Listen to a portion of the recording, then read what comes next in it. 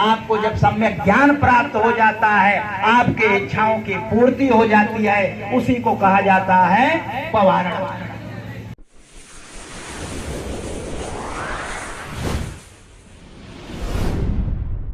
जीवन से जुड़ी ये 3 महत्वपूर्ण घटनाएं, इसको सब जानता है। वैशाख माह की पूर्णिमा में क्या हुआ था, उनका जन्म कब हुआ था, उनको ज्ञान कब प्राप्त हुआ था, उनका परिनिर्वाण कब प्राप्त हुआ था।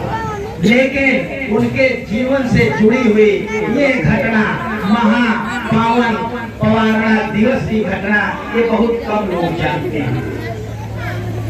क्या है पवारणा का मतलब? होता है कि जो हमारी इच्छाएं हैं, उन इच्छाओं की संतुष्टि, इच्छाओं की तृप्ति।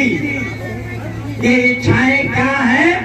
ये जो वर्षावास होता है, ये 4 महीने के बीच में जो 3 माह पड़ता है, और इस 4 महीने की जो पूर्णमासी आती है, यानी जो आषाढ़ माह की पूर्णमासी आती है, आषाढ़ माह की पूर्णमासी से लेकर के ये जो क्वार मास की पूर्णमासी यानी आश्विन मास की पूर्णमासी जो आज है, इन 4 माह की पूर्णमासी के बीच में जो 3 महीना पड़ता है, इस 3 महीने के बीच में जो हमारे भिक्षुगण के लोग हैं, जो हमारा भिक्षु संघ है, वो किसी निश्चित स्थान पर रुकता है, वास करता है, और रुक करके वास करके वो अध्ययन करता है, चिंतन करता है, मनन करता है, ज्ञानार्जन करता है, रिसर्च करता है, अनुसंधान करता है कि हमको समाज में क्या देना है, समाज को किस चीज की आवश्यकता है।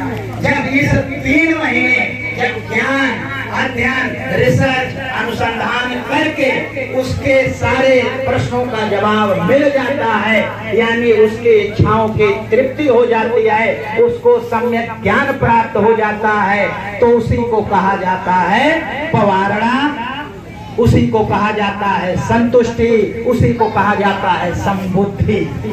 यानी जब आपको संबोधि प्राप्त हो जाती है, आपको जब सम्यक ज्ञान प्राप्त हो जाता है, आपके इच्छाओं की पूर्ति हो जाती है, उसी को कहा जाता है पवारणा। तो इस 3 महीने के दौरान 4 घटनाएं घटती हैं। उन्हीं 4 घटनाओं का संबंध इस पवारणा से है, इस वर्षावास से है। उसका एक मिनट में आपके सामने जिक्र करना जरूरी है, क्योंकि यह वर्षावास का जो प्रारंभ होता है, यह आषाढ़ माह की पूर्णमासी से होता है। आषाढ़ माह की पूर्णमासी का हमारे बौद्धों के लिए, हमारे उपासकों के लिए, भिक्षुओं के लिए बड़ा महत्व है।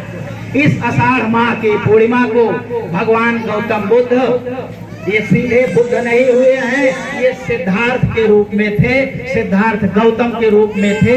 जब सिद्धार्थ गौतम के रूप में इन्होंने ज्ञान की खोज में घर से परित्याग किया था, घर का, तो घर से जब परित्याग किया, गृह का परित्याग किया, गृह का त्याग किया, उसको महाभी निष्क्रमण कहा जाता है। इस महाभी निष्क्रमण की जो तारीख होती है, वो यही आषाढ़ माह की पूर्णमासी होती है। और संयोग से जब 528 ईसा पूर्व वैशाख माह की पूर्णिमा को जब उनको बोध गया में ज्ञान प्राप्त होता है, तो उस ज्ञान को अपने लोगों तक पहुंचाने के लिए जब पहली बार सारनाथ में यानी मृगदाव में या इसी पत्तन में जब 5 लोगों को, 5 वकीय, पंचवकीय भिक्षुओं को पहला उपदेश दिया था, तो वो तारीख वही आषाढ़ माह की पूर्णिमा थी। वो था प्रथम धम्म चक्र प्रवर्तन, वहीं से बौद्ध धर्म की स्थापना मानी जाती है। और वही तारीख से तथागत बुद्ध पूरे दुनिया के लिए, पूरे भारत के लिए, पूरे एशिया के लिए ज्ञात गुरु हो जाते हैं।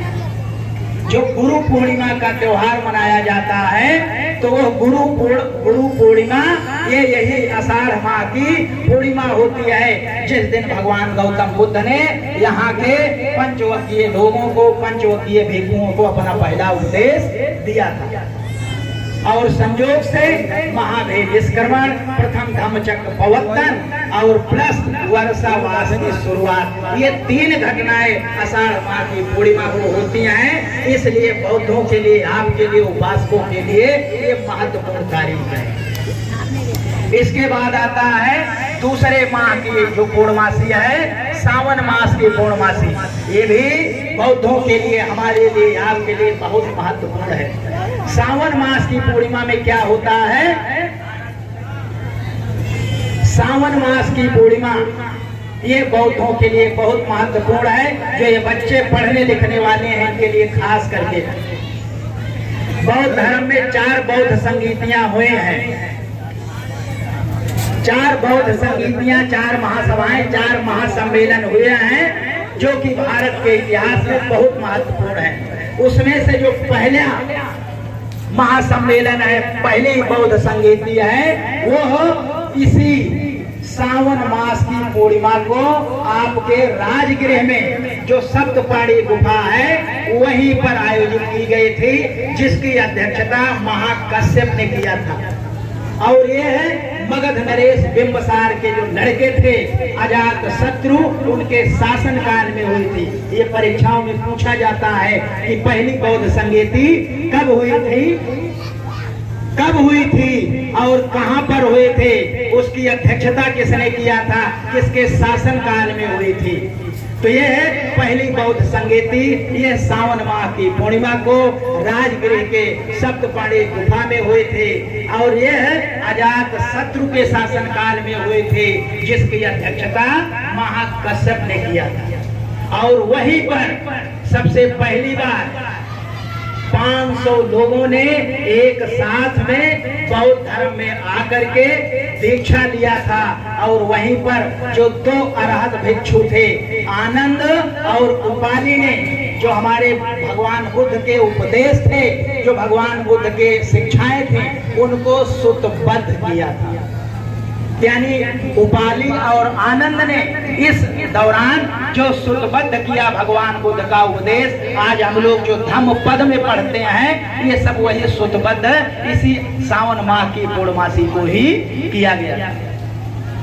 अगली पूर्णमासी अगले महीने की आती है, वो आती है भाद्रपद या भादो मास की पूर्णमासी। ये वर्षावास का ही दौरान है, वर्षावास चल रहा है और तीसरे महीने की तीसरी पूर्णमासी पड़ रही है, भादो या भाद्रपद की। क्या होता है उसमें? ये बहुत ही हमारे और आपके लिए, उपासकों के लिए माने रखने वाली है। कहा जाता है कि जहाँ सुमति तहाँ संपत्ति नाना और जहाँ कुमति तहाँ विपत्ति निदाना। उस समय भी बुद्ध विहारों में बड़ा खींचतान हो रहा था, आपस में उलझन पैदा हो गई थी, आपस में झगड़ा पैदा हो गया था, मनमुटाव पैदा हो गया था। तो भगवान बुद्ध खिन्न हो गए थे, नाराज हो गए थे कि ऐसा है बुद्ध विहार, आप पकड़े रहो, लिए रहो, मैं यहाँ से जा रहा हूँ, निकल रहा हूँ। और भगवान बुद्ध विहार को छोड़ करके जंगल चले जाते हैं, वन को चले जाते हैं। और उसे जंगल में, उसे वन में जो वहाँ के जीव जंतु थे, यानी हाथी है, बंदर है, तोता है, ये सब उनके खाने के लिए शहद यानी मधु की व्यवस्था करते हैं। तो वही मधु और शहद खा करके, पी करके भगवान बुद्ध अपना जीवन व्यतीत करते हैं। इसलिए इस भादो माह की पूर्णमासी को मधु पूर्णिमा या शहद पूर्णिमा भी कहते हैं। और जब बुद्ध विहार के लोगों को एहसास होता है कि हमने अपने साष्टा को, हमने अपने आराध्य को, हमने अपने भगवान को जंगल में छोड़ दिया है, सारे लोग मिल करके जाते हैं, फिर से विनती करते हैं, याचना करते हैं कि भगवान आप फिर से हमारे पास आइए, आप हमारे शरण में आइए, हमको उपदेश दीजिए, हमको ज्ञान बताइए, हमसे भूल हो गई, हमसे गलती हो गई। तब भगवान बुद्ध ने उनको सबको फिर से जो है ज्ञान दिया, उपदेश दिया। ये सावन माह की पूर्णमासी, भादो माह की पूर्णमासी, जिसको मधु पूर्णमासी या भाद्र माह की पूर्णमासी कहा जाता है।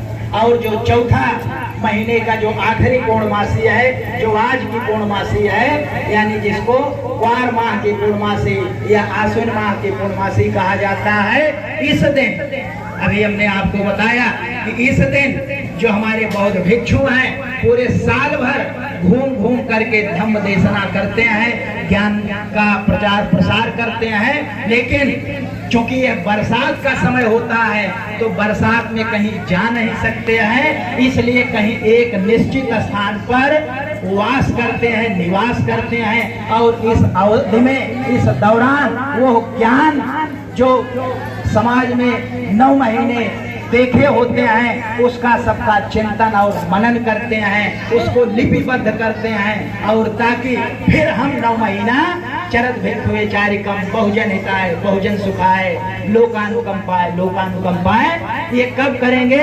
जब उसका 3 महीने हम अध्ययन करते हैं, चिंतन करते हैं, मनन करते हैं कि अब किस चीज की जरूरत है। ये है वही है, ये वही क्वार माह की पूर्णमासी है, ये वही आश्विन माह की पूर्णमासी है जिसमें वर्षावास का समापन होता है। इसी वर्षावास के समापन को, इसी संतोष की प्राप्ति को ही कहा जाता है महापवारण दिवस। इसी दिन से लेकर के आगे जो अगली पूर्णमासी आने वाली है, कार्तिक माह की पूर्णमासी, यानी इस 1 महीने के दौरान जो कठिन चीवरदान, जैसा कि भी हमारे बौद्ध भिक्षुओं ने कहा कि इसी दिन से, आज की तारीख से लगभग 1 महीने का कठिन चीवरदान प्रारंभ होता है। तो हम लोग प्रतीक स्वरूप में ये जो अभी आप सबके सामने जो अंग वस्त्र कुछ दैनिक उपयोग वाली चीजें आपको दी गई हैं, ये उसी का एक हिस्सा है, उसी का एक अंग है। आप स्वेच्छा से जो जीवनोपयोगी चीजें हैं, जो दैनिक उपयोग वाली चीजें हैं, आप बौद्ध भिक्षुओं को प्रदान करते हैं, देते हैं। तो यहीं से जो है प्रारंभ हो जाता है। इसलिए बौद्धों के लिए ये जो 4 पूर्णमासी है ये भी बहुत महत्वपूर्ण है। और चूंकि पवारणा दिवस है, यहीं से वर्षावास का समापन हो रहा है।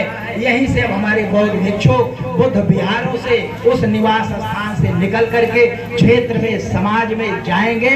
फिर से वही 9 महीने जो है आप सबको जो है ज्ञान की बातें, उपदेश की बातें बताएंगे। तो आप सबसे निवेदन है कि जो बौद्धों की संस्कृति है उस संस्कृति को जानिए, उसको अपने जीवन में, अपने घर में, अपने परिवार में उसको उतारने की कोशिश करिए। आपका मंगल होगा, आपका कल्याण होगा, आपको कोई नहीं रोक सकता है आगे बढ़ने से। इन्हीं सब बातों के साथ में आप सबका मंगल हो, आप सबका कल्याण हो।